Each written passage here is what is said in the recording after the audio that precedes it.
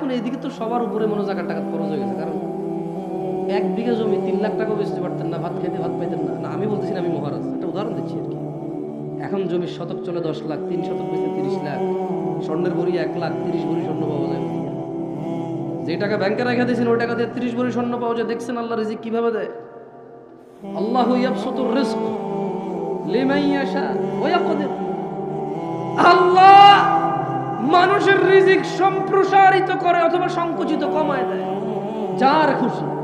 দেখছেন এই মানুষগুলো 1 বিঘা জমি বিক্রি করে চোখ অপারেশন করতে পারতো না, সেই মানুষগুলো এখন 1 বিঘা জমি বিক্রি করে বনানীতে 10 তলা বিল্ডিং করছে। আল্লাহ এত সম্পদ দিয়েছে, তারপরে ও 2 টাকা 5 টাকা তোলা ছাড়া মসজিদের ইমামের বেতন দিতে পারে না।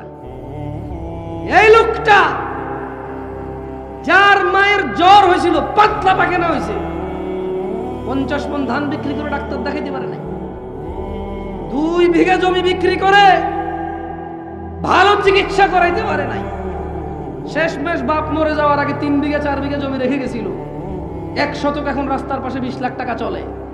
33 শতকের দাম আসে 4 কোটি টাকা, 5 কোটি টাকা। ও কামলা খেত, ওর বাপে দিন মজুর ছিল, একটু জমি রেখে গেছে, ওই জমির দাম এখন 5 কোটি টাকা। তারপরে ও নিজেকে একদম হাকির মনে করে, ছোট তুচ্ছ মনে করে, দান করতেও ভয় পায়। ও রিজিক নিয়ে ভয়ে আছে এখনো, কি খাবে, কি করবো, আমার পোলায় কি করবে, হ্যাঁ আমি কি করব, কিচ্ছু নাই রে আমার। মসজিদে দিয়ে দিলে কি হবে, মাদ্রাসা দিয়ে দিলে কি হবে, হুজুররা হুজুর ভাড়া করে নিয়ে আসে, হুজুররা হুজুর হায়ার করে নিয়ে আসে। তারপরে বলে মারহাবা মারহাবা মাবুদ, উত্তর পাড়ার আব্দুল জলিল মিয়া 10,000 টাকা দিয়েছে মাবুদ। তার বাপে জুয়াড়ি ছিল, বেনামাজি ছিল, যত কিছুই ছিল, 10,000 টাকার বিনিময়ে তুমি তারে জান্নাত দিয়া দাও।